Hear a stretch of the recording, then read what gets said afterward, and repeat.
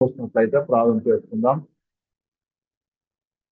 స్తోత్రం తండ్రి, మహోన్నతుడ, మహాపరిశుద్ధుడ, జీవుల తండ్రి, మరోసారి ఈ రాత్రి కాలంలో నీ వాక్యం అందరూ నడిపి వందనాలు చెల్లిస్తున్నాం. ఆయన కూడొచ్చిన ప్రతి బిల్లం బట్టి వందనాలు చెల్లిస్తున్నాం ప్రభు. అయ్యా నీకు స్తోత్రం, పరిశుద్ధాత్మ దేవ, మా బోధకుడా, మాకు ప్రభు అయ్యా నీ వాక్యం సత్యం గ్రహించినట్లుగా మాకు ఉపదేశం చేయండి. ప్రతి ఒక్కరు నిజమైన జట్టిన సైనికులుగా నీ కొరకు జీవించడానికి ఒక చూపించమని మా బలహీనతలన్నింటినీ కూడా ప్రభావాలుగా సరిచేయబట్టకు బలపరచబట్టకు ప్రభావం కృపాన్ని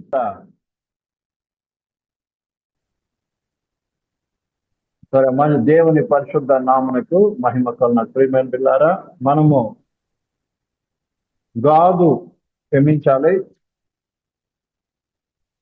మనము ప్రత్యేక గుడారములోని 12 గోత్రాల గురించి మనం నేర్చుకుంటూ ప్రియులారా మనిషి యొక్క అర్ధ గోత్రం దగ్గరికి వచ్చున్నాం.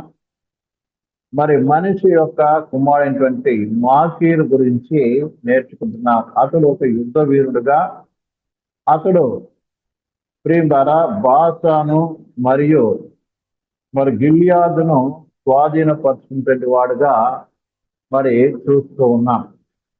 అదే రీతిగా దేవుని విశ్వాసం నుంచి రక్షణ పొందినటువంటి ప్రతి విశ్వాసి, అలాగే ప్రతి సేవకుడు కూడా ఒక యుద్ధ వీరుడుగా ఉండవలసిన వాడుగా ఉన్నాడు. పరిశుద్ధ గ్రంథంలో కూడా అనేక రీతులుగా మరి ఉదాహరింపబడినది. సైనికుడుగా పోల్చబడింది విశ్వాసుని, సంఘాన్ని ఒక సైన్య సమూహముగా పోల్చబడినట్టుగా మనము గత దినాల నుంచి చూస్తాము. అయితే ఒక నిజమైన విశ్వాసి ద్వారా నిత్యము పోరాడవలసిన వాడుగా ఉన్నాడు. మనం దీనికి నేర్చుకున్నాం. ఏనాడైతే ప్రభువైన యేసుక్రీస్తు విశ్వాసం ఉంచుతాడో ఆ దినం నుంచే ద్వారా పోరాటం ఆరంభమవుతుంది. మొట్టమొదటి పోరాటము ద్వారా తన యొక్క అంతరంగంలో ప్రారంభమవుతుంది.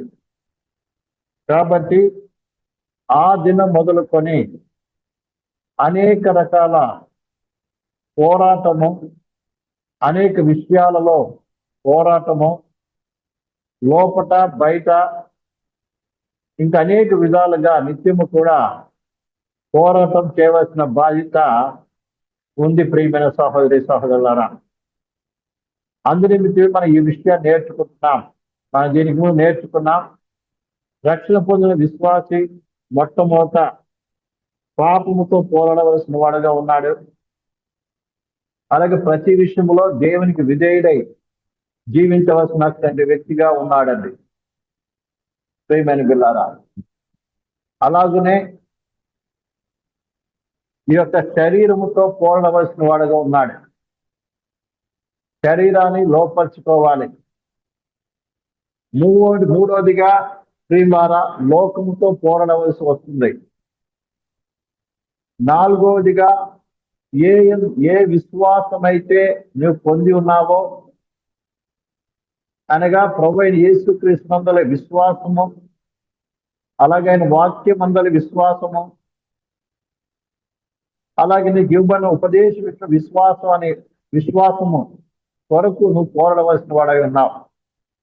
ఎందుకంటే క్రైస్తవ జీవితం అంటేనే విశ్వాసము ద్వారా ఆరంభించబడి, విశ్వాసము ద్వారా కొనసాగింపబడి, చివరికి విశ్వాసంతోనే ముగిస్తుంది. అందుకనే రక్షణ పొందిన ప్రజలకి విశ్వాసులు అని పేరు కూడా ఉన్నది. అనగా నిత్యము ప్రభువైన యేసుక్రీస్తు మీదను ఆయన ఇచ్చిన ఉపదేశం మీదను ఆధారపడి జీవించేటువంటి వ్యక్తిగా మనం చూస్తాం. కాబట్టి ఆ విశ్వాసం కొరకు ఎన్ని కష్టం వచ్చినా, ఎన్ని శ్రమ వచ్చినా కూడా వెనకంజ వేయకుండా ముందుకు సాగవలసిన బాధ్యత ఉంది. విశ్వాసము ద్వారానే దేవునికి మా ఇష్టంగా ఉండగలము. ఇందులో చాలా మంది కొన్ని విషయాలకు మాత్రం విశ్వాసం ఉంచుతాం, కొన్ని విషయాలకు విశ్వాసం లేని వారుగా జీవిస్తాం. అయితే నీ విశ్వాసంలో పరిపూర్ణ చెందాలంటే అన్ని విషయాల్లో ప్రభువైన యేసుపై విశ్వాసం ఉంచి ముందుకు సాగవలసిన వాడవి ఉన్నావు. ఆ విశ్వాసం కాపాడుకోవడానికి నువ్వు ఎంతగానో పోరాడవలసిన వాడుగా ఉన్నావు. నాలుగవది, సువార్త కొరకు పోరాడవలసిన వాడే ఉన్నావు.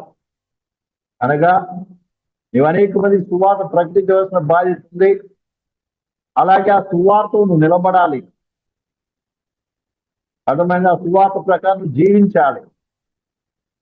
దాని కొరకు నువ్వు జీవిస్తున్నప్పుడు ఆ సువార్తను తప్పించడానికి ఎన్నో రకాల పరిస్థితులను ఎదుర్కొని పోరాడవలసిన వాడుగా ఉన్నావు. ఆ రోజుగా ఉపదేశము కొరకు పోరాడవలసిన వారై ఉన్నావు. దినాల్లో మనం చూసాం ప్రియమైన బిడ్డలారా, ఉపదేశం కొరకు పోరాడాలంటే మొట్టమొదటి ఉపదేశాన్ని నేర్చుకోవాలి. పరిశుద్ధ గ్రంథం యొక్క ఉపదేశం ఏం చెప్తుంది అనగా అనేక విషయాలలో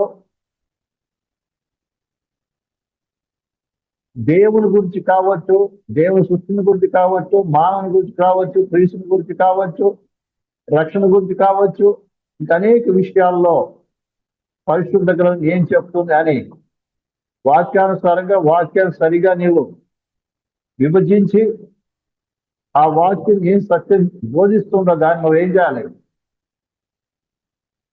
సత్యాన్ని ఉన్నదొన్నట్టుగా గ్రహించాలి. గ్రహించిన నీవు దాని కొరకు పోవడవలసిన వాడుగా ఉన్నావు. అనగా ఆ సత్యంలో నిలబడి ఆ సత్యానికి ప్రకటించి ఆ సత్యంలో అనేక మంది నిలబడేటట్టుగా చేయవలసిన బాధ్యత దాని కొరకు నువ్వు ఎంతో శ్రమ పడవలసి ఉన్నది.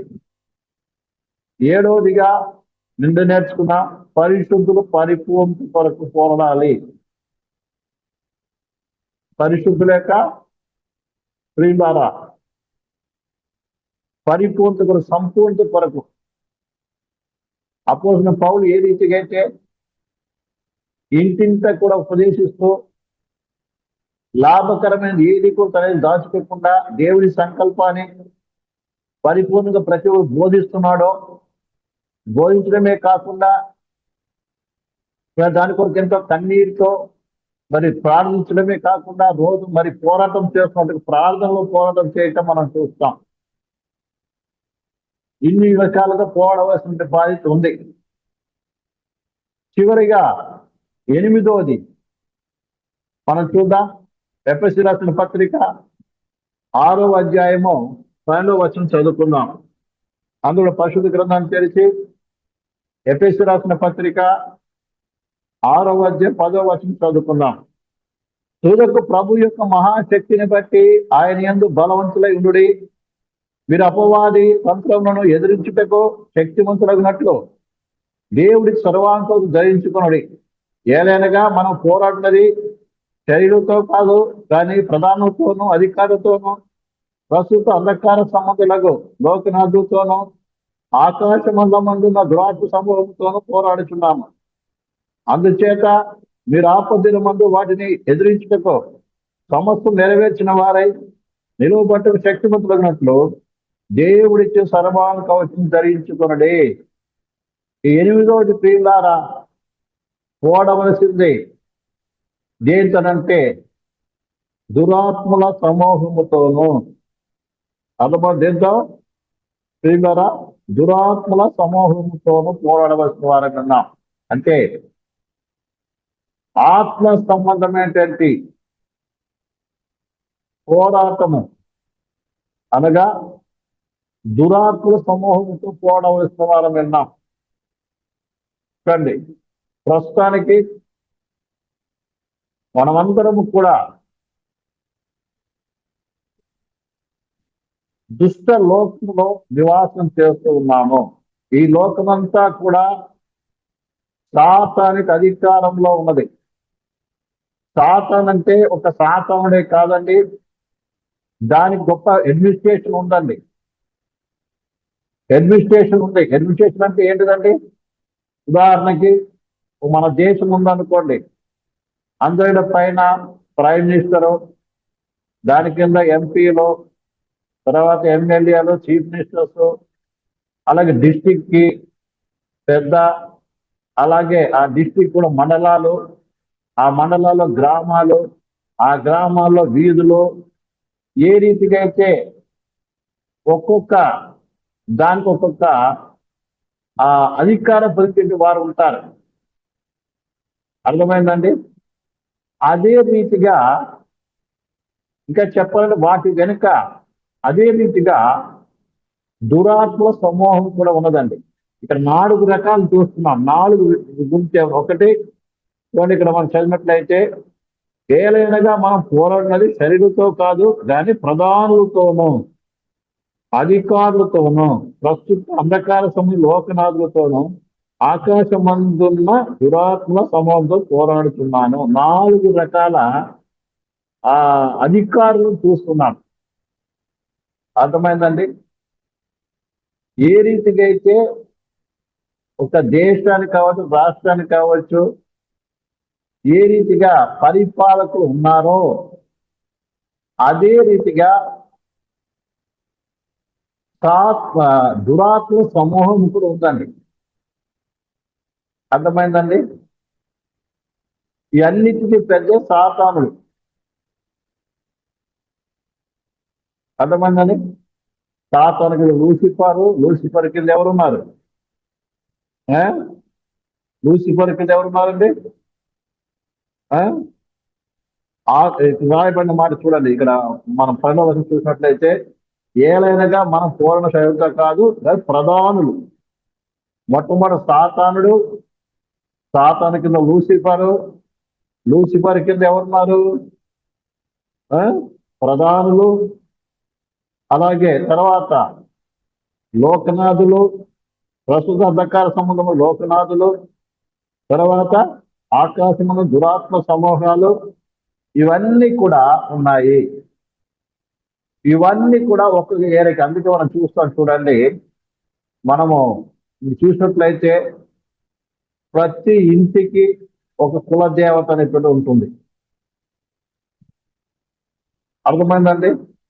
అలాగే కులానికి ఒక దేవత, ఒక వీధికి ఒక ప్రదేశానికి ఒక దేవత, ఒక గ్రామానికి ఒక గ్రామ దేవత, అలాగే ఒక అలాగా ఆయా ప్రదేశానికి ఆయా ఏరియాలో దురాత్మ సమూహము ఏం చేస్తుంది? కూర్చొని వాడు అధికారం కింద పెట్టుకొని ఉన్నాడు. విషయాన్ని ప్రజలు అర్థం చేస్తాం. ఏ రకంగా ఈ దేశములో అనేక రకాలుగా దేశాలుగా, రాష్ట్రాలుగా, మరి అలాగే డిస్ట్రిక్ట్స్ గా, తాలూకాగా, గ్రామాలుగా ఏ రీతిగా పరిపాలన జరుగుతుందో అదే రీతిగా సాతాను కూడా ఆయా స్థాయిలో వాటి అధికారులను పెట్టి ఉంచాడు. విషయాన్ని బాగా అర్థం చేసుకోవాలి. సాతాను వేరు, ఇందులో చెప్పిన 4 రకాల అధికారులు వేరు, దెయ్యాలు వేరు, ఇవన్నీ కూడా వేరు వేరండి. విషయాన్ని మనం బాగా అర్థం చేసుకోవాలి. అయితే ఒక్కొక్కరితో ఒక్కొక్క రీతిగా మనము ఏం చేయాలి? వ్యవహరించవలసిన వారుగా ఉన్నాము. ఉదాహరణకి దెయ్యాలు కేవలం యేసు నామంలో వెళ్ళిపోతుంది. అర్థమైందని చూడండి, వాక్యం మనం చూసినప్పుడు ప్రియమైన బిడ్డలారా, మార్కు సువార్త 16:17 చదువుదా. 16వ అధ్యాయము, మార్కు సువార్త 16వ అధ్యాయము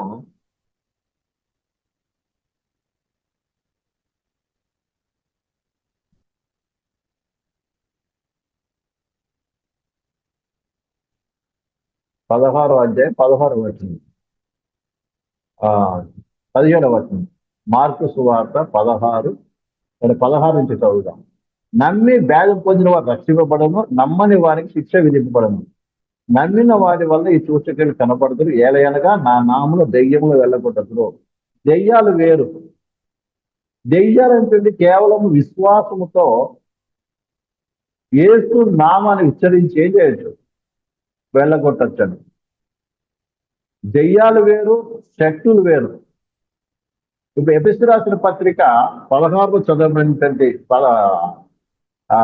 6వ అధ్యాయము 10వ వచనం చదవబడిన మాటలో అక్కడ శక్తులను గురించి చూస్తున్నాం. అర్థమైందండి. దెయ్యాలనేమో యేసు నామంలో ఏమవుతారు, వెళ్ళగొట్టచ్చు. అందుకే శిష్యులు కూడా వీళ్ళు ఏం చేశారు, అప్పటికి పరిశుద్ధాత్ముడు పొందలేదు వారు, కానీ కేవలం యేసు నామంలో ఏమయ్యారు, దెయ్యాలు వెళ్ళగొట్టిన మనం చూస్తున్నాం. చూడండి ఆ మాట లూకాసు వార్తలో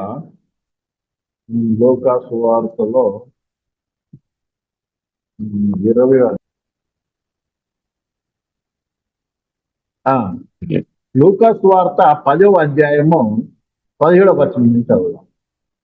ఆ 70 మంది శిష్యులు సంతోషం తిరిగి వచ్చి, ప్రభువా, దెయ్యములు కూడా నీ నామములో మాకు లోబడుచున్నవని చెప్పగా, ఆయన సాతాను మెరుపు వలె ఆకాశం నుండి పడుట చూస్తేనే, ఇదిగో పాములను తేళ్లను త్రుకుటకు శత్రు బలమంతటి మీద మీకు అధికారము అనుగ్రహించున్నాను, ఏది మీకు ఏమాత్రం హాని చేయదు. ఆయనను దెయ్యములు మీకు లోబడుచున్నవని సంతోషింపక, మీ పేరును పరలోకమును వ్రాయబడిన సంతోషించదని వారితో చెప్పాను. ఇక్కడ యేసు నామములో ఏం చేశారు, దెయ్యాలు వెళ్ళగొట్టినట్టుగా చూస్తున్నాం.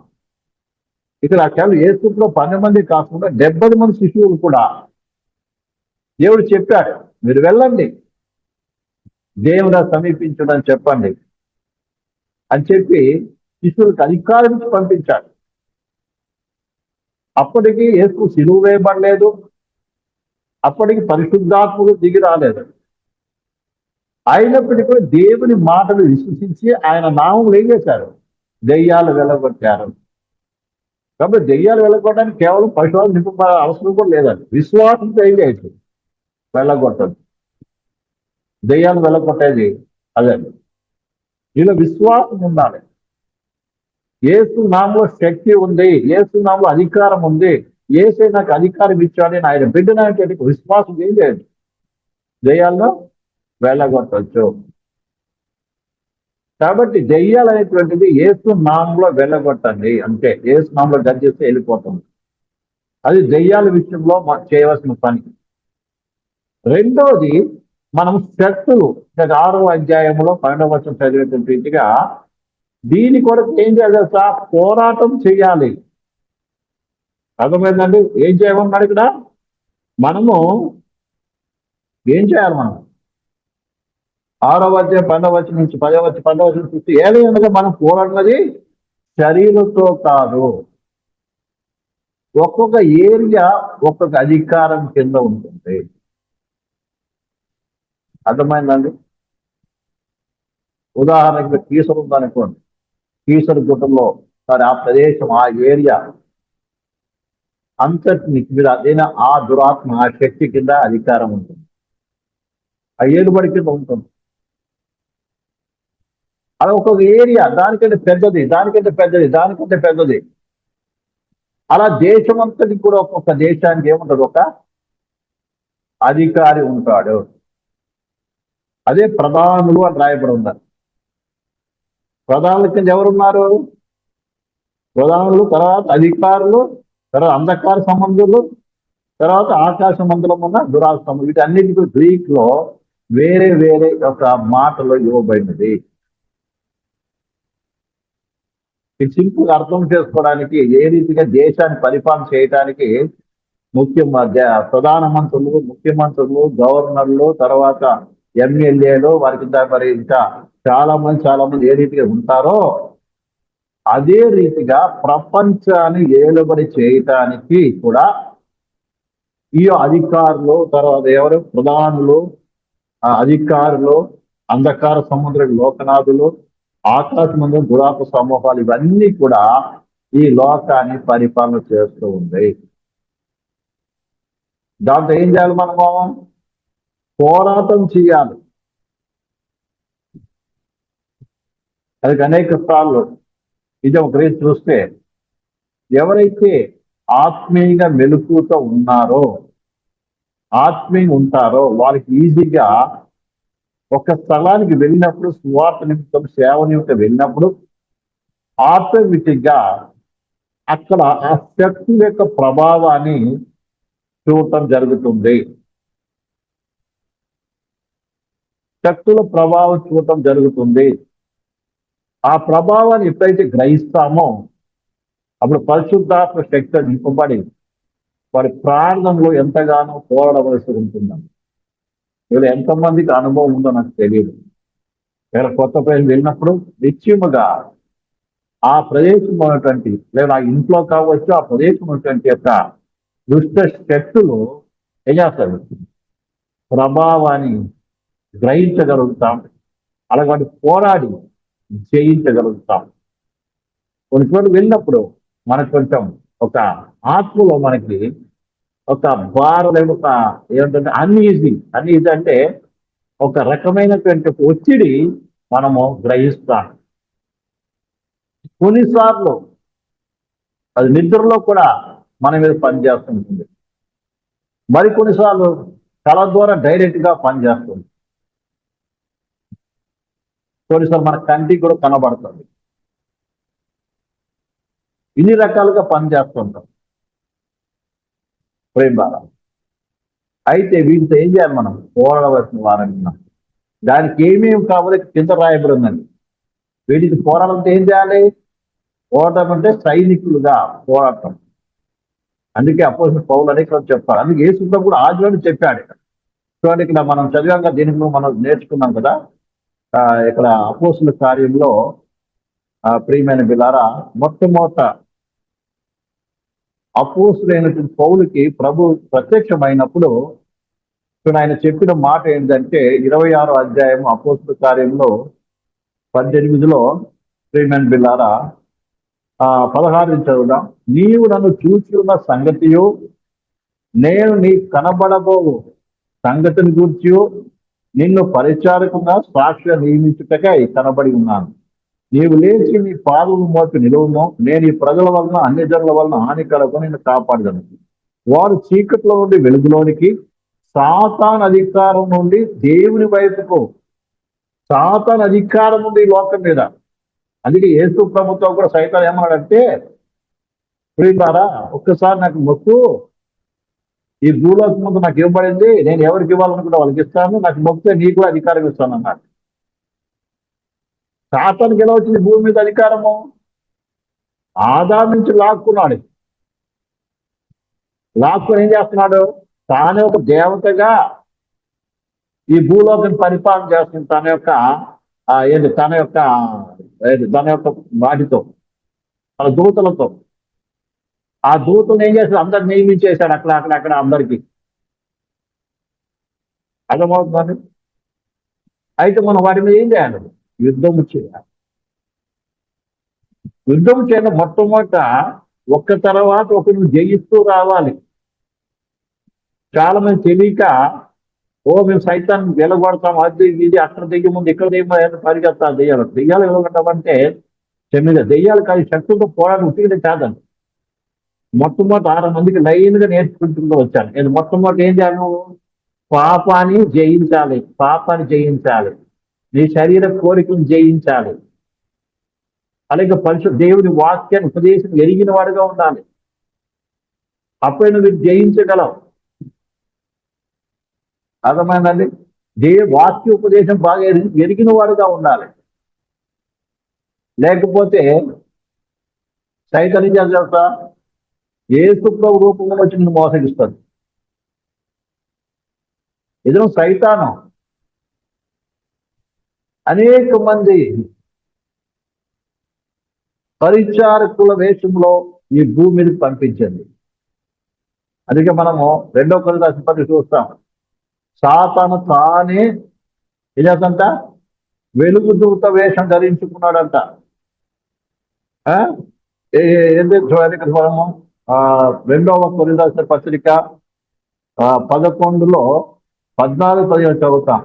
ఇది ఆశ్చర్యము కాదు, సాతాను తానే వెలుగుదూత వేషం ధరించుకొని ఉన్నాడు కనుక వారి పరిచారకులు నీతి పరిచారకుల వేషం ధరించుకొని ఇంకా గొప్ప సంగతి కాదు, వారి కీడు చెప్పున వారికి అంతేమో కలుగును. సాతానుడే వెలుగుదూత ధరించుకున్నాడు. అలాగే వాడి పరిచారకులు కూడా, అంటే వాడి కింద ఉన్నది కూడా ఏం చేస్తున్నాయి? ఇతను పాస్ల అన్న పేరు మీద కూడా వారిలో ఏం చేస్తారు, సైతం పనిచేస్తున్నారు. వాళ్ళు దేవుని పరిచారకులు కాదు. ఎవరు పరిచారకులు? సాతాను పరిచారకులు. పేరుకు బయటికి పాస్టర్లు, అపోస్తులు. మనకు ఉపదేశం అనేది సరిగా తెలియకపోతే ఆటోమేటిక్ గా మనం కూడా మోసపోవాల్సి వస్తుంటుంది. అర్థమైందండి? అద్భుతాలు, ఆశ్చర్యకార్యాలు, ప్రవచనాలు ఎన్నెన్నో జరుగుతున్నాయి. చనిపోయిన సైతం లేపే వంటి వారు ఉన్నారు. వీళ్ళందరూ పాస్టులు అనిపిస్తుంది. కానీ ఇందులో ఇంకోటి కూడా, మనం ఆత్మీయంగా మనము గ్రహించకపోతే మరి మంచోళ్ళు కూడా చెడ్డోళ్ళు అనుకుంటా, చెడ్డోళ్ళు మంచోళ్ళు అనుకుంటా. దేవుడు చేస్తాడు, విషయం బాగా అర్థం చేస్తాం. అందుకని దేవుడు అద్భుతాలు చేయడని కాదు, కానీ నువ్వు ఇద్దరిని బాగా గ్రహించాలి. నిజమే దేవుని సేవకులు అనబడిన వారు ఉన్నారు, అలాగే వెలుగుదూత వేషం ధరించినటువంటి వారు కూడా సాతాను ఉన్నారు. రెండింటికి తేడాలు బాగా గమనించాలని. దాని కొరకు నువ్వు వచనాన్ని నువ్వు బాగా ఏం చేయాలి, గ్రహించాలి. సంఘంలో లేవచ్చు, ప్రవచనం చెప్పేవారు లేవచ్చు, అద్భుతాలు చేసేవారు లేవచ్చు. అందుకే మనలో యోన అంటాడు, వారు మనలో నుంచి బయలుదేరిన వారే కానీ మన వారు కాదని. బయలుదేరి బహుశా మన సంఘం నుంచి లేవచ్చు బయటికి, కానీ వచనము పరిశుద్ధ వాక్య ఉపదేశం అర్థం తెలియకపోతే మనం మోసపోవాల్సి వస్తుంది. అందుకని ప్రతి సేవకుడు బాగా ఏం చేయాలి, వచనాన్ని బాగా నేర్చుకోవాలి, ఉపదేశం నేర్చుకోవాలి, వాక్యాన్ని పరిశీలించే చదువుకోవాలి. అందుకే వ్యక్తిగత మొట్టమొదటి ఏం చేయాలి, పాపాన్ని జయించాలి ఒకటి, లేదా శరీరాన్ని జయించాలి, శరీర కోరికను జయించాలి. అర్థమైందండి? ఆ తర్వాత నువ్వు ఏం చేయాలి, ఇంకొక జయించడానికి వెళ్ళవచ్చు. నువ్వు డైరెక్ట్ సాతానుతో పోరాడానికి వెళ్తారు. ఆరంభంలో ఇక్కడే యుద్ధం గెలవలేదు, ఆరంభంలోనే ఇక సాతానుతో ఏం పోరాడతాం. కాబట్టి మొట్టమొదటి ఏం చేయాలి, మన అంతరంగంలో నుంచి ఆరంభం అవ్వాలి జై జీవితం అనేటువంటిది. లేకపోతే ఏమవుతారు, కూలిపోతారు. చివరికి సాతాను బాధ ఏం చేసి పట్టేస్తుంది. ఎంతో మంది పతనం అయిపోయినట్టు వారు ఉన్నారా? కాబట్టి దెయ్యాలనేమో ఏసునామములో వెళ్ళగొట్టవచ్చు. ఈ యొక్క దురాత్మ సమూహంతో పోరాడాలి, మోసరించి దేవుడు అయితే పట్టుదల అవసరం, ఉపవాసం నుండి ఏదో పోరాడాలి, జయించాలి.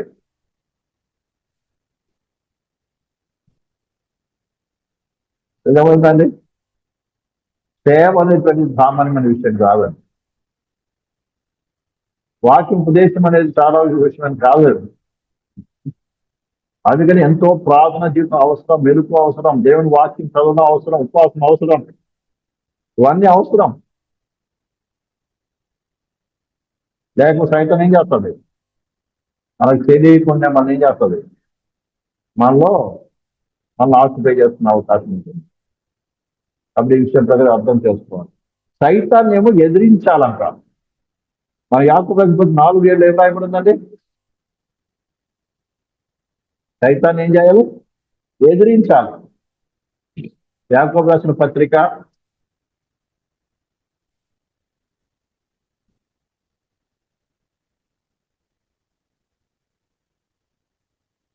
4:8 4:7 కాబట్టి దేవునికి లోబడి ఉండి అపవాదిని ఎదిరించితే అప్పుడు వాడు మీ యొద్ద నుండి పారిపోవడు. మొట్టమొదటి ఏం కాదు, దేవునికి లోబడి ఉండాలి. ఫస్ట్ నువ్వు దేవునికి లోబడి ఉన్నావా లేదా మొత్తం చాలా ముఖ్యమైనది. దేవునికి లోబడకుండా నువ్వు సైతాన్ని ఎదిరించలేవు. ఎదిరించడం అంటే నేను దేవుల్లో ఉన్నాను, నువ్వేం చేస్తావు, నువ్వు నన్ను ఏం చేయలేవు అని ఏం చేయాలి, దేవుడి మీద, దేవుడి వాక్యం మీద మనం ఏం చేయాలి, విశ్వాసం కలిగిన వారి మీద ఉంటడం ఉన్నప్పుడు నువ్వేం చేయలేవని ఎదిరించి నిలబడాలి ధైర్యంగా.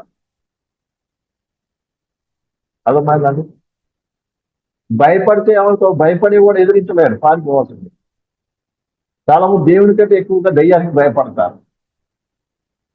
కాదండి, నువ్వు సృష్టికర్తమైన దేవుని కుమారుడివి. అందుకే అక్కడ రాయబడిన మాట రాసిన ఇవన్నిటి కొరకు ఏం చేయాలి మనము? రాయబడిన మాట చూడండి 13. అందుచేత ఆపద్దినములు వాటిని ఎదిరించుటకును, సమస్తం నెరవేర్చిన వాళ్ళు నిలబట్టుకును, శక్తి మన దేవుడి సర్వాంకం ధరించుకోవాలంట. ఒక యుద్ధ సైనికుడు ఏ రీతికైతే చక్కల సర్వాంకం ధరించుకుని నిలబడతాడో ఆ రీతి అన్ని ధరించుకొని ఉండాలి. ప్రతి ఒక్కరు బాగా అర్థం చేసుకోవాలి. ధరించుకొని నిలబడాలి. ధరించి నిలబడేది పోరాటం చేయాలి. అప్పుడు ఏమవుతావు? వాడిని ఏం చేస్తావు? జయించగలవు. వాడిని జయించగలవు, లేకపోతే ఓడిపోతావు. చాలా మంది పోరాటం చేస్తున్నాం ఏం చేస్తారంటే వ్యక్తిగత జీవితం ఉండదు. ఇంకో విషయం బాగా అర్థం చేసుకోవాలి. వ్యక్తిగతంగా మన ఈ దురాత్మతో పోరాడాలంటే మొట్టమొదట వ్యక్తిగతంగా మనలో ఉన్నటువంటి యొక్క పాపాన్ని, శరీర కోరికలను, శరీర ఇచ్చలను ఏం చేయాలి? జయించిన వాడుగా ఉండాలి. నువ్వు లోకాశంతో పరిగెత్తుకుంటూ నువ్వు పోరాటం చేసి ఏం చేస్తావు? నిన్ను బోల్ట కొట్టేస్తావు సైతం ఈ శక్తులు. ఈ విషయాన్ని బాగా అర్థం చేస్తుంది. కాబట్టి సేవకు వెళ్తున్నప్పటికీ ఒకవేళ వాక్యం చెప్పుకోవడానికి ముందు అడుగు వేసిన ముందు ఏం చేయాలి? ప్రార్థించాలి. ఆయా ప్రదేశంలో కావచ్చు, ఆ వ్యక్తిలో కావచ్చు, ఏ దుష్ట శక్తులు పనిచేస్తున్నాయో నువ్వు గ్రహించగలిగి ప్రార్థన చేసి ప్రార్థన ద్వారా వాటిని ఏం చేయాలి? వెళ్ళగొట్టి అది నీకు ఆత్మలు తెలుస్తుంది. అర్థమైందండి? ఆత్మలు గ్రహించగలుగుతాం. అందుకే మన శరీర సంబంధం కాదు, శరీరంతో పోరాడేది కాదు. మనం పోరాడేది ఏంటి తెలుసా? దురాత్మ సమూహంతో. ఇంకొకటి కూడా చెప్తున్నారు, ఇంకొక విషయం కూడా రాయబడింది కదా ప్రేమ వాక్యంలో. 2 కొరింథీయులకు రాసిన పత్రిక 10వ అధ్యాయము 2 కొరింథీయులకు రాసిన పత్రిక 10వ అధ్యాయము 2 కొరింథీయులకు రాసిన పత్రిక 10వ అధ్యాయము 3వ వచనం చదువుదాం. మేము శరీరదారులమై నడుచుకొనుచున్నాను. మేము శరీరదారులమై నడుచుకొనుచున్నాను. శరీర ప్రకారము యుద్ధము చేయము. మేము శరీరంతో ఉన్నప్పటికీ, శరీరంతో నడిచినప్పటికీ శరీర ప్రకారం యుద్ధం చేయము. శరీర ప్రకారం యుద్ధం చేసేది కాదు. ఉదాహరణకి ఎవరైనా మన మీదకి వస్తున్నారు అనుకోండి. ఎవరైనా మన మీదకి ఏం చేస్తున్నారు? కొట్లాటకు వస్తున్నారు, లేదా మన అన్యాయం చేస్తున్నారు, మనం తిడుతూ వస్తున్నారు. అర్థమైందా? మామూలు శరీరీతిగా వాళ్ళు వస్తున్నారు కాబట్టి మనం కూడా శరీరీతిగా పోతే నువ్వు ఓడిపోయినట్టే. తిట్టేవారు నువ్వు తిడుతున్నావు అనుకో, కొట్టేవారు నువ్వు కొడుతున్నావు అనుకో, నువ్వు శరీరీతిగా యుద్ధం చేస్తున్నట్టే. అది అనియుద్ధ కావచ్చు, విశ్వాసత కావచ్చు. కానీ ఇక్కడ రాసుకున్నట్టు మేము శరీరంతో ఉన్నప్పుడు శరీర ప్రకారం యుద్ధం చేయము. మేము శరీర ప్రకారం యుద్ధం చేసేవారం కాదు. ఏంటంట? మా యుద్ధోపకరణలు శరీర సంబంధమైనవి కావు, కానీ మా ఉపయోగాలు శరీర సంబంధమైనవి కావు. మేమేం కత్తులు, కటారాలు లేకుంటే అవి తీసుకొని కొట్టే వాళ్ళని కొట్టడం, తిట్టే వాళ్ళని తిట్టడం ఇలా చేయడం కాదు. కానీ మా ఉపయోగం ఎలాంటిది? మా ఉపయోగ శరీర సంబంధం కావు, కానీ దేవుడి దుర్గమును పడగొట్ట జారినంత బలము గలవై ఉన్నవి. ఎలా ఉన్నాయంట మా ఉద్యోగకరణాలు? దుర్గాలను పడగొట్టగలిగినంత సామర్థ్యం కలిగినారంట. దుర్గాల రోజులో పెద్ద పెద్ద కోటలు ఉంటాయి. దాన్ని పడగొట్టడానికి పెద్ద పెద్ద పనిముట్లు ఉంటాయి. దాంతో ఏం చేస్తారు వాళ్ళు? ఆ కోట గోడను కూడా పైన కొడతారు. అంత శక్తివంతమైన ఉందంట వీళ్ళకు ఉద్యోగకరణాలు. అయితే మన యుద్ధం ఏంటి? ఈ భౌతిక కనబడి యుద్ధం చేయటం లేదు, కనబడి కోటగోళ్ళు పోచట్లేదు. కానీ మేము వితర్కములను, దేవుని గూర్చిన జ్ఞానం అడ్డగించి ప్రతి ఆటను పడద్రోసి ప్రతి ఆలోచన క్రీస్తుకు లోబడినట్లుగా చేరపట్టి మేము చేసే యుద్ధం ఏంటిది? ప్రతి మనిషి యొక్క ఆలోచన ఏం చేస్తున్నాం, చెరపడుతున్నాం. వాక్యం భోజనం ఏం చేస్తా, ఎదుటతో కూర్చున్నటువంటి వ్యక్తి యొక్క ఆలోచనలతో ఏం చేయడం, పోరాటం చేయటము. ఆ వ్యక్తిలో దేవునికి విరోధమైనటువంటి స్వభావము, ఆలోచనలు, కోరికలు, ఇచ్చలు ఏదైతే ఉన్నాయో వాటిని చెరపట్టి వాటిని ఏం చేయడం, వాటిని వాటిని దేవుని చిత్తానికి లోపరచడం, దేవుని వాక్యానికి లోపరచడం. అర్థమవుతుందండి? మా ఏదైతే కూర్చొని ఉన్నారు, నేను వాక్యం బోధిస్తున్నానంటే అర్థం ఏంటంటే దేవునికి వ్యతిరేకమైనటువంటి ఆలోచనలు ఏముంది, జ్ఞానము అన్ని రకరకాలతో ఉన్నాయి. వాటిని ఏం చేయాలి, చెరపట్టి దేవుని చిత్తానికి ఏం చేయాలి, లోబడి చేయాలి. అది చిన్న విషయం కాదండి.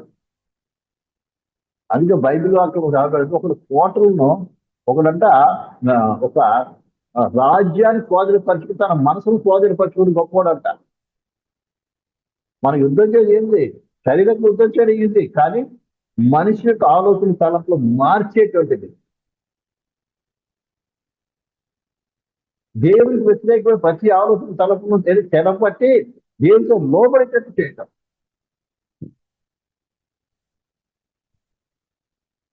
చాలాసార్లు నేను ఆలోచించాను. అర్థమైందా? ఈ వాక్య మార్గంలో ఒక వ్యక్తి మనం చెప్పిన మాట వినట్లేదు అంటే దాని అర్థం ఏంటంటే వాళ్ళగా తప్పు. బోధకులు మేము బోధిస్తాం, వాడు మారట్లేదు. దాని అర్థం ఏం తెలుసా, లోపం వాడిలో కాదు మనలోనే ఉందనుకోవాలి. సేవకులు మనలోనే ఉందనుకోవాలి, తెలుసా? ఎందుకంటే మళ్ళీ ఇంకా ఆత్మీయ బలం సరిపోవట్లేదు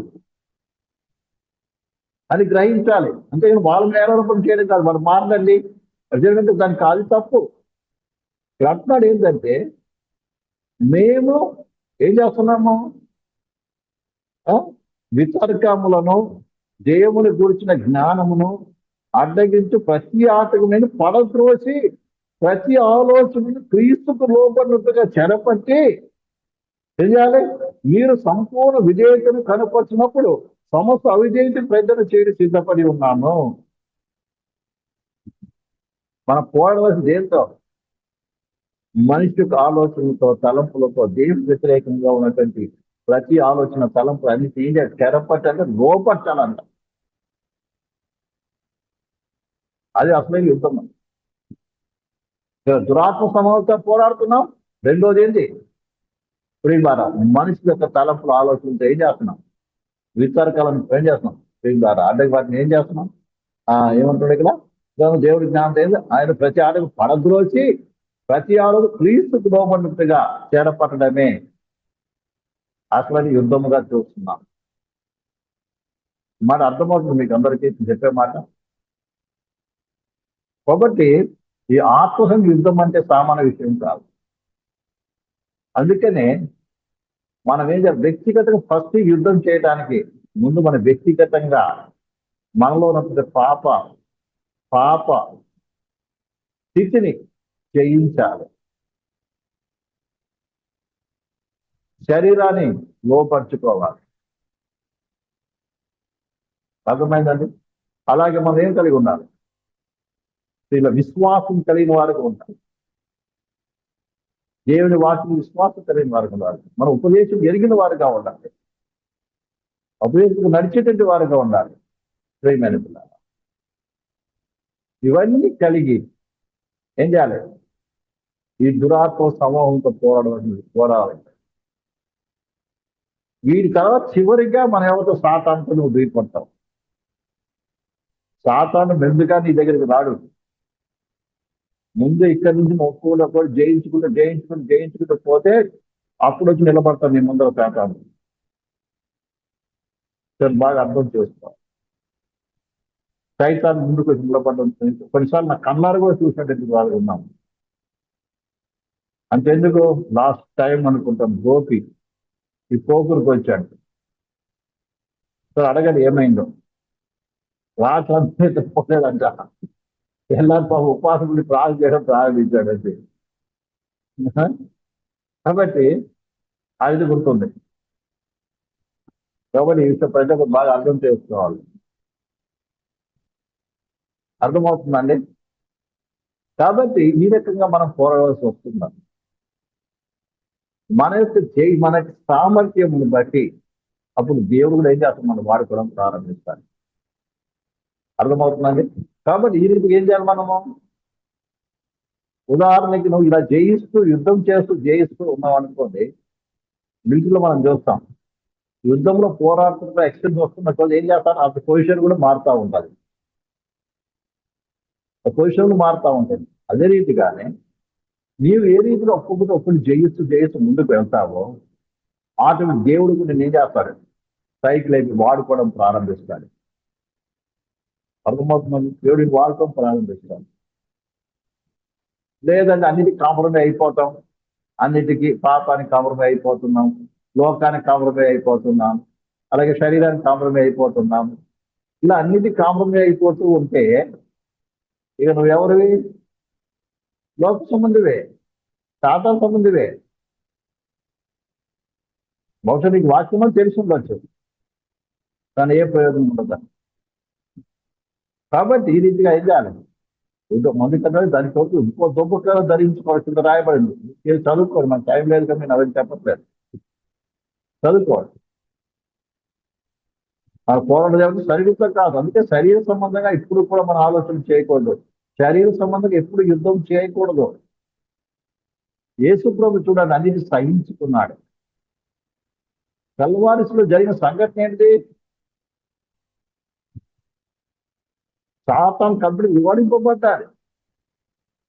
ఒకసారి నేనే ఒక ఇంట్లో కావచ్చు వాక్యం చెప్తున్నాను. ఏ వచనమో ఫిలిప్పీ రాష్ట్ర పత్రికలు రాయబడింది కదండి, ఇదే చదవ. కొలసీలు, ఆ కొలసీలు 2వ అధ్యాయము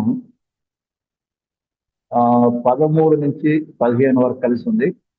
మరియు అపరాధముల వలన శరీరం మందు సున్నితమైన వృత వలనను మీరు మృతులై ఉండగా దేవుడు వ్రాతపూర్వకమైన ఆజ్ఞ వలన మన మీద రుణముగాను మనకు విరోధముగా ఉండిన పత్రమును మేకులతో శిలువకు కొట్టి దాని మీద చేవరాలు తుడిచివేసి మనకు అడ్డము లేకుండా దాన్ని ఎత్తివేసి మన అపరాధములన్నిటిని క్షమించి ఆయనతో కూడా మిమ్మల్ని జీవింపచేసెను.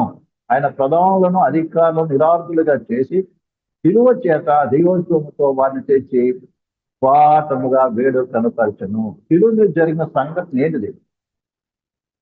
లోకానికి చూసేవారికి యేసు ప్రభు ఆ కల్వారి శిలువలో వేలార్థం మాత్రం తెలుసు. దిగంబరిగా ఒక చేతకాని మన వలె బలహీనుడిగా ఏం చేస్తున్నాడు? ఏలాడుతున్నట్టుగా చూస్తున్నాడు. అనేక మంది హేళన చేస్తున్నారు, అనేక మంది హేళన చేస్తున్నారు, అనేక మంది హేళన చేస్తున్నారు. మన పోయిన ఆదివారం జరిగిన తాగా వేదికగా సాగించుకున్నారు. కానీ అసలు జరిగిన సంగతి నేను తెలుసా ప్రేమ? ఆ శిలువ ద్వారానే సాతానుడు ఓడిపోయాడు. ఇక్కడ సాతాను అంతా ఇక్కడ ఏం చేస్తున్నాం అంటే, ఏం చేద్దా? ప్రధానంలోని అధికారులు నిరాయుధులుగా చేశాడంట. అంటే యేసు ప్రభు శిలువ వేలాడుతున్నప్పుడు సాతానుడు వాడికి శక్తులన్నీ కూడా వాడి ఉన్న ఆయుధాలన్నిటిని ఏం చేశాడు? ఉపయోగించాడు. వాడు ఎన్నెన్ని ఉపయోగించాలో అన్ని ఉపయోగించాడు. వాడి దగ్గర ఉన్న ఆయుధాలన్నీ అయిపోయింది. చివరికి వాడి దగ్గర ఉన్న ఆయుధాలన్నీ కూడా పెరిగి వేయబడింది, నిరాయుధులుగా చేశాడు. పూర్వకాలంలో రాజులకు యుద్ధం జరిగేటువంటిది. ఇలా జరుగుతున్నప్పుడు ఇక్కడ రాయబడిన మాట అదేనండి. రాజులకు యుద్ధం జరుగుతున్నప్పుడు ఒక రాజు జయించాడు అనుకోండి. ఈ జయించిన రాజు ఏం చేస్తాడు? ఓడిపోయిన రాజుని ఏం చేస్తాడంటే పట్టుకొని తన రథానికి కట్టేసి నిలబెట్టి కట్టేసేసి తన రాజ్యాన్ని తీసుకుని వచ్చి తన రాజ్యం అంతా ఊరేగిస్తాడు అన్నమాట. ఇదిగో మేము శత్రువుని జయించేస్తాం, ఇదిగో శత్రు రాజు మా చేతిలో ఉన్నాడు అని చెప్తా ఉంటారు. ఆ రీతిగా అదే శిలువ ద్వారా సాతానుడు ఏమయ్యాడు? అవమానపరచబడ్డాడు. సాతాను నిరాయుధులుగా చేయబడ్డాడు. అంటే ఆయన చేతులు ఏ ఆయుధాలు లేవండి. అందుకే సైతాన్ని చూసి భయపడవలసిన లేదు. పోతా నేను చంపేస్తాను, పిస్తులు తీసుకొని చూపించినా కూడా అందులో బుల్లెట్లు ఉండవు. అందుకే మనం సాల్వ్ చేయొచ్చు. నేను చంపేస్తానన్నా కూడా ఆ చంపుకో, నువ్వేం చేస్తావు, నీ చేతులు లేదు. వాక్యం తెలిసి ఏంటి? సైతాంతో ఏం చేయొచ్చు? నువ్వు ఎదిరించు, ఎలా ఎదిరిస్తావు? నువ్వేం చేస్తావు?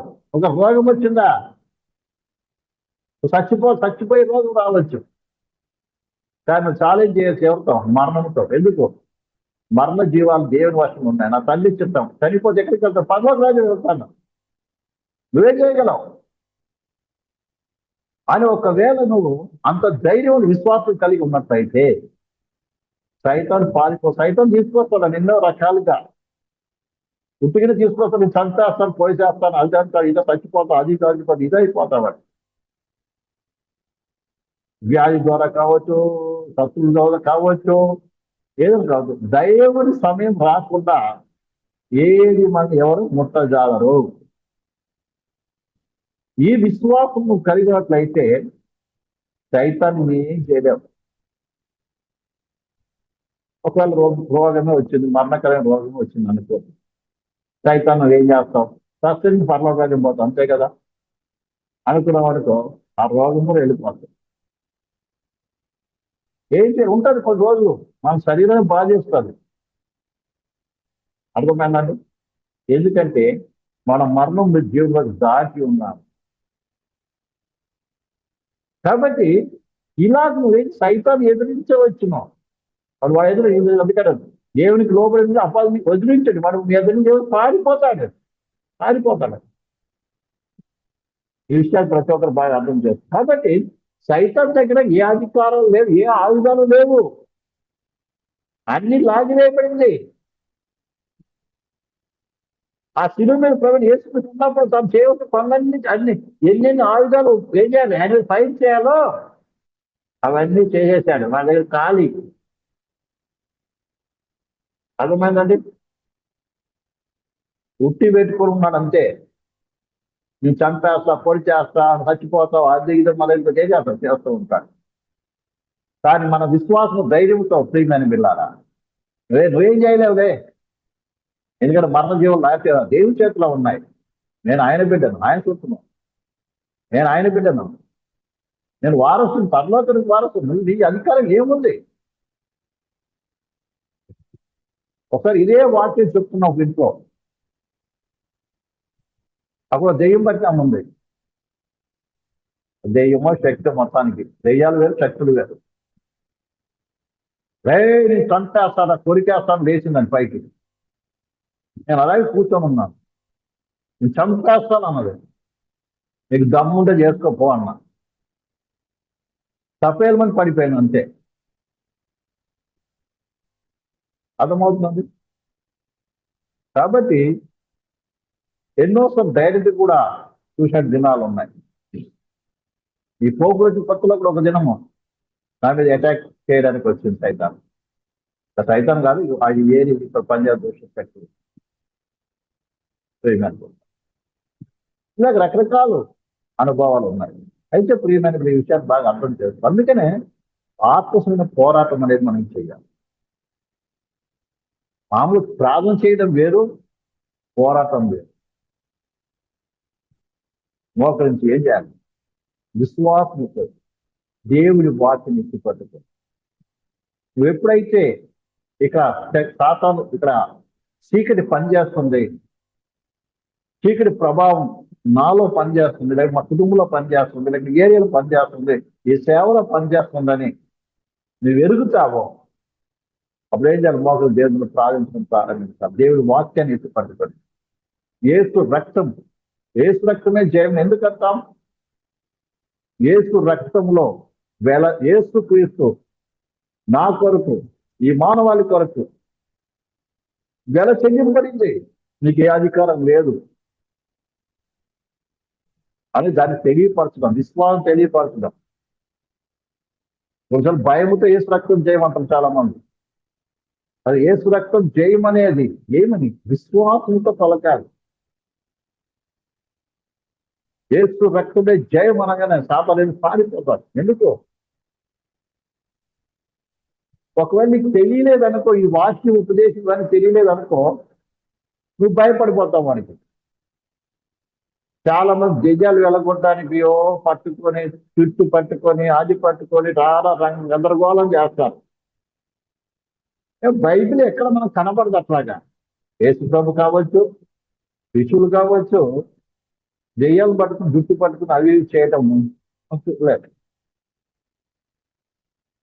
ఉచ్చరించారు యేసు నామం మన దగ్గర వెళ్ళిపోయింది. కారణం వాళ్ళు ఏముంది? విశ్వాసం ఉంది. వారు సర్వాంగం ధరించుకొని ఉన్నారు. అది చూడగానే పారిపోయింది. ఉదాహరణకి పోలీసు డ్రెస్ లో వస్తున్నాడు అనుకోండి, వాడు విజిల్ వేయగానే దూరం సైతం పారిపోతాడు, దొంగ పారిపోతాడు. అలాగే నీవు కూడా ఈ సర్వాంగం ధరించుకున్నప్పుడు నువ్వు చూసేమవుతుంది? సాతాను పారిపోతాడు, దయ్యాలు పారిపోతాయి, శక్తులు కూడా నీకు లోపడతాయి. సో ఈ విషయాన్ని బాగా నువ్వు అర్థం చేసుకోవాలి. అందుకనే పోరాటం అనేది ప్రియులారా ఆత్మ సంబంధమైనది. దీని గురించి చెప్పుకున్నప్పుడు చాలా విషయాలు ఉన్నాయి, కానీ మనం ముగిస్తున్నాం ప్రియులారా పిల్లారా. కాబట్టి చివరిగా మన దేవత పాలే దురాత్మ సమూహంతో పోరాటం. దానికి కావాల్సిన కింద సర్వాంగ కవచం ధరించుకోవాలి, రక్షణ శిరస్కారం ధరించుకోవాలి, సత్యమైన దట్టి నీదే మైపడి ధరించుకోవాలి. ఇంకేందంటే చదువుతున్నాం చూడండి, చదవండి. చదువుతున్న ఒక మాట చదివి ముగిస్తాను. 13వ వచనం నుంచి, ఎఫెసీయులకు రాసిన పత్రిక 6:13. అందుచేత మీరు ఆపదిన మందు దాన్ని ఎదిరించుటకు సమస్తము నెరవేర్చిన వారై. ఏం సమస్య నెరవేర్చడం అంటే? దేవుడు ఇచ్చాడో దాన్ని ఏం చేయి, దయపడేవాడు కావచ్చు. తర్వాత అంచులతో మీరు ఆపదను వారు ఎదురించినట్టు సమస్య నెరవేర్చిన వారే శక్తిమంతులు. దేవుడి సర్వాంగం ధరించు. సర్వాంగం అంటే సర్వ అంగములకు ధరించుకునేటువంటి కవచాలు. అర్థమైందండి? యుద్ధానికి వెళ్ళే వ్యక్తి మీరు చూస్తుంటారు, పూర్వకాలం యుద్ధానికి వెళ్ళినప్పుడు పై నుంచి కింది వరకు ఏం చేస్తారు, అన్ని తొడుక్కుని ఉంటారు. ఇప్పుడు కూడా అనేక మంది తొడుక్కుంటారు. ఏం చెప్పండి? అయ్యాలి అనగా మీ నడుమునకు సత్యమును దట్టి కట్టుకొని నీతి మహిమలు తొడుక్కోండి. ఏంటంటే సత్యమైన దట్టి ఎప్పుడు సత్యం అంటే వాక్యం చూపిస్తుంది, అలాగే నిజాన్ని చూపిస్తుంది. నువ్వు ఎప్పుడు కూడా వాక్యం అనుసరించే వ్యక్తిగా ఉండాలి. అలాగే హృదయాంతరం అంటే నిజమే పలకాలి, అబద్ధం ఆడకూడదు. నిజం చెప్పే వ్యక్తిగా ఉండాలి. అలాగే దేవుడి వాక్యం అనుసరించి నడిచే వ్యక్తిగా ఉండాలి. దాని కొరకు ఏం చేయాలి? నువ్వు దాని స్ట్రాంగ్ నడుము మీద ఎందుకు కట్టుకుంటారు? బెల్ట్ ఎందుకు కట్టుకుంటారు? గట్టిగా నిలబడతాను కొరకు. అంటే వాక్యం సత్యం మీద నువ్వు స్ట్రాంగ్ లో ఉండాలి. సత్యాన్ని గ్రహించిన వాడిగా ఉండాలి, సత్యాన్ని అనుసరించే వాడికి ఉండాలి, సత్యాన్ని ప్రేమించే వాడిగా ఉండాలి. సత్యం అనేది యేసు ప్రభు వాక్యం ఉపదేశము విషయంలో ఏం కలిగి ఉండాలి? దాన్ని ఏం చేయాలి? దాని చేతను కట్టుకోవాలి. అంటే ఈ సత్యము, దీనిని అనుసరించి నడుస్తాను, ఇది వాస్తవము, ఈ ప్రకారంగా జీవితం జీవిస్తాను అటువంటి ఏం చేయాలి? ఒక బలము కలిగిన వాడిగా ఉండాలి, ఒక గట్టి నిర్ణయం కలిగిన వాడిగా ఉండాలి. తర్వాత అంటున్నాడు ఏంటంటే, ఆ తర్వాత నీతి అని మైమరుపు. నీతి అని మైమరు పైన నీతి ఎవరు? ప్రవీణ యేసు. నీతి కాదు, యేసయ్య. సాతాను మన మీద రకరకాల లోపాలు చెప్తుంటాడు. అవును, మన లోపాలు ఎత్తి చూపుతాడు వాడి పని. అది మనం ఏం చేయాలి? అవును, నిజంగా లోపం ఉంది, మనం ఇంత ప్రసంగం చేస్తున్న ఉన్నాయి లోపాలు, కానీ ఎన్ని లోపాలలో ఉన్నా ప్రభు యొక్క కృప నాకు తోడు. నేను ధరించుకున్నది నా నీతిని కాదు, నా యేసయ్య నీతి. నా నీతి ఎవరు? యేసయ్య. ఆయనే నా నీతి. ఆయన ద్వారానే, రక్తం ద్వారా కడగబడ్డాను. ఆయన విశ్వాసం నీతి మొదలు ఎంచబడ్డాను. ఆయన రక్తంలో నీతి మొదలు ఎంచబడ్డాను. నేను బలహీననే కాబట్టి నా ప్రభు ఎవరు? నీతి మొదలు ఆయన ధరించుకుని ఉన్నాను. అగమైన తర్వాత ఏంటంటే, ఇవన్నీ కాదు విశ్వాసమైన డాలు. విశ్వాసం డాలు చేస్తుంది కాబట్టి యుద్ధానికి పూర్వకాలంలో యుద్ధం చేసేవారు ఒక కత్తిలో ఒక చేతిలో కత్తి ఉంటుంది, ఒక చేతిలో ఇంకొకటి ఉంటుంది, మరి పొడగట్టి ఇనపది. కాబట్టి ఎదుటివారు ఎవరైతే బాణం కత్తితో పొడుతుందని ఆపడానికి దాని డాలు అంటే విశ్వాసమైన డాలుతో ఏం చేయగలం? సాతాను ఎన్ని రకాల నిరాశ నిస్పృహలు, ఎందుకంటే సాతాను ఏం చేస్తాడంటే, ఈ దుష్ట శక్తులు ఏం చేస్తాయంటే మన యొక్క ఆత్మీయ యాత్రల్లో అనేక రకాల కష్టాలు, శ్రమలు, బాధలు తీసుకొచ్చి మనం ఏం చేస్తారు? అవిశ్వాసం క్రియేట్ చేయడానికి చూస్తుంటుంది, నిరాశను క్రియేట్ చేయడానికి చూస్తుంది. అలాగే నీ బ్రతికి ఇంతేలే అని చెప్తుంది, ఎన్నో రకాలుగా తీసుకొస్తుంది. ఆ సమయంలో ఏం చేయాలి? దేవుని వాక్యం మీద ఏం చేయాలి? విశ్వాసం ఉంచాలి. దేవుని వాగ్దానాల మీద నమ్మకం పెట్టాలి. నేను ఆయన బిడ్డనే, ఆయన అటువంటి కొనుక్కున్నాడు, ఆయన సొత్తు ఆయన నేను విడిచిపెట్టేవాడు కాదు. ఆయన నమ్మకమైన వాడు. నేను అపనమ్మకస్తులైనప్పటికీ, నేను బలహీనైనప్పటికీ, అనేక తప్పిపోయినప్పటికీ కూడా ఆయన నా పట్ల కృప చూపి నడిపింది శక్తివంతుడు. ఆయన అలా ఉన్నాడు. నేను ఆయన కుమారుణ్ణి అన్న విశ్వాసంతో ఏం చేయాలి? సాతాను ఎన్ని రకాల అనుమానాలు, నిరాశ, నిస్పృహలు, భయము ఎన్ని తీసుకొచ్చినా కూడా వారికి కూడా దేవుని వాగ్దానం అందది విశ్వాసమైన గాలు చేత ఏం చేయాలి? మనం ఎదిరించగలగాలి. తర్వాత అంటున్నారు ఏంటి తెలుసా? తర్వాత విశ్వాసమైన గాలును గట్టి నీతి అని మహిమ తోడుకోండి, పాదములకు సమాధానకరమైన సిద్ధమాసి చూడడం తోడుకోండి. పాదాలకు ఏంటంట? సువార్త వలన ఎల్లప్పుడూ సువార్త ప్రకటించాలి. శత్రును జయించే మార్గం ఒక తెలుసా? సువార్త ప్రకటించడం. నువ్వు సువార్త ఎంతమంది ప్రకటిస్తావు అంతగా సాతాను ఏం చేస్తున్నావు? నువ్వు కొడుతున్నట్టే లెక్క. అర్థమైందండి? సాతాను జయించే మార్గం సువార్త ప్రకటించడం. అర్థమైందా? ఈ సువార్త ఏంటి? దేవునితో సమాధానం. దానికి ఎల్లప్పుడూ రెడీగా ఉండాలి. సువార్త చెప్పడానికి ఎప్పుడు రెడీగా ఉండాలి. ఎక్కడికి వెళ్ళు, ఏ సమయమైనా అసమయమైనా నువ్వు సువార్త ప్రకటించడానికి రెడీగా ఉండాలి, ప్రకటించాలి కూడా. తర్వాత ఇంక చెప్తున్నాను తర్వాత ఇవన్నీ కాక విశ్వాసం డాలు అయిపోయింది కదా. దాంతో దుష్టుని అగ్నిబాణం అని ఆగు శక్తిమంతులు. మరి రక్షణ శిరస్కారం, రక్షణ అనేది శిరస్కారము. దేవుని వాక్యం అనే ఆత్మ కనకము, దేవుని వాక్యం ఆత్మ కనకము కలిగిన వాళ్ళు. యేసు ప్రభు కూడా ఎలా జయించారండి? నలుగురు ఉపవాసం తర్వాత సాతాను అనేక రకాల వాక్యంతో తీసుకుని వచ్చారు. యేసు ప్రభు వాక్యంతో జయించాడు. అలాగే వాక్యం ఏం చేశాడు? విశ్వాసం వాక్యం మీద విశ్వాసం ఏం చేశాడు? సైతాను ఓడి చూస్తాడు. అదే రీతిగా ఆత్మ వలన ప్రతి సమయమందు ప్రతి విధమైన ప్రార్థన విజ్ఞాపన చేయుతూ ఆ విషయ సమస్త పరిశుద్ధ నిమిత్తమై పూర్ణ పద్ధతులతో విజ్ఞాపన చేస్తూ మెలుగు ఉన్నది. ఆత్మలో ప్రార్థన చేయాలి. అదమైన తర్వాత ప్రేమ మాకు ప్రార్థన విజ్ఞాపన చేయాలంట. ఇవన్నీ చేసి పూర్ణ పద్ధతులు ఏంటంటే మెలుకుగా ఉండాలి. నేను దేవుని వాక్యం ఎల్లప్పుడూ మెలుకుగా ఉండాలి. అర్థమైంది? ఎల్లప్పుడు ఏం చేయాలి? మెలుకుగా ఉండాలి. కాబట్టి ఈ విషయాన్ని ప్రతి ఒక్కరు బాగా మనం గ్రహించి అర్థం చేసుకోవాలి. ఇవన్నీ కూడా మనం కలిగి ఉన్నప్పుడు సాతాను ఏం చేయగలం? ఆ యొక్క దుష్ట శక్తితో పోరాడగలం, జయించే అవకాశం ఉంది. కాబట్టి ప్రియ సహోదరులు, కాబట్టి ఇన్ని రకాల పోరాడితే ఏం చేయగలం? మనము దేశాన్ని సాధించగలం, దేవుని రాజ్యాన్ని ఏం చేయగలం? మనం దేశాన్ని ఏం చేయగలం? సాధించగలం. దేశాన్ని స్వాధీనపరచగలం. మనం స్వాధీనపరచుకుని మామూలు ఈ దేశాన్ని కాదు, ఆత్మను రక్షించగలము. నువ్వెన్ని ఆత్మను రక్షించగలుగుతావు అంతగా నువ్వు స్వాధీనపరుచుకుంటాను. అంతగా నువ్వేం చేయాలి? దేవుని రాజ్యం స్థాపిస్తున్నాడు. స్థాపించే లౌకిక రాజ్యం కాదు, ఆత్మ రాజ్యం. ప్రజల హృదయాల్లో దేవుని రాజ్యం స్థాపించడం. కాబట్టి ఈ విషయం ప్రజలకు అర్థం చేయాలి. రాజ్యం స్థాపించాలంటే ఎన్నో యుద్ధాలు చేయవచ్చు.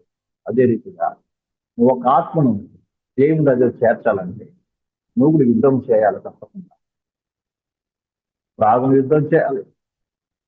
అలాగే భౌతికంగా అనేక రకాలుగా శ్రమలు అనుభవించాలి, నిందలు అనుభవించాలి, బాధలు అనుభవించాలి, ప్రార్థనలో పోరాడాలి, సువార్త ప్రకటించాలి. ఇవన్నీ పనులు నువ్వు చేస్తేనే దేవుని రాజ్యమే ఉంటుంది, స్టార్టింగ్ పడుతుంది, ఆకు రక్షణ పడుతుంది. అటువంటి రీతిగా మనం ఏం చేయాలి? ముందుకు సార్ ఒక విశ్వాసం దేవుడి వాటిని లోబడి చేయాలి. అందుకే ఒక్కొక్క వ్యక్తి గురించి పర్సనల్ గా ప్రార్థన చేయాలి.